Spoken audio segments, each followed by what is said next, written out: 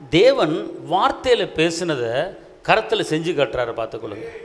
பர்திமை பிறகுக்குடன் கண்ணில் கையை வைக்கிறாரு, அற்புதம் நடக்கிறது.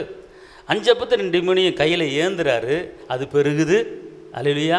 எத்தனையோ பலவீனம் உள்ளவர்களே அவர்கள் தொட்டு சுகத்தை கொடுக்குறாரு. பேதுரு மாமி கரத்தை பிடிக்கிறாரு, மாமி எந்திரிச்சு உட்காடுறாங்க. பலவீன ஜுரம் என்ன செய்கிறது? மாறுகிறது. பேதுரு வீட்டுக்குள்ளே ஏசப்பா போகிறாரு, மாமியார் படுத்து கிடக்கிறாங்க, ஜுரம், காய்ச்சல், கை வைக்க முடியல, அவ்வளோ பெரிய ஜுரம், எந்திரிக்க முடியாத ஜுரம். ஆனால் ஏசப்பா தம்முடைய கரத்தை கொண்டு மாமியார் கரத்தை பிடிக்கிறாங்க. மாமியார் எந்திரிச்சு உட்காது, ஜுரம் நிற்கிறது. ஏசப்பாவுக்கு பணிவிடை செய்கிறாங்க. அவருடைய கரம் அங்கே படுகிறது. 12 சிறுமி இறந்து போயிருக்கு, ஏசப்பா தொடுகிறார். அந்த பிள்ளை எந்திரிச்சு நிற்கிறது. இளம் வாலிபனை பாடையில் தூக்கிட்டு போகும்போது அந்த வாலிபனை தொடுகிறார் கரத்தால். அந்த வாலிபன் எந்திரிச்சு நிற்கிறான்.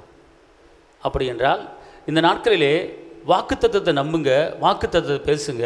தேவனுடைய கரம் எனக்கு செய்ய போகிறது. அல்லேலூயா சொல்லுங்க.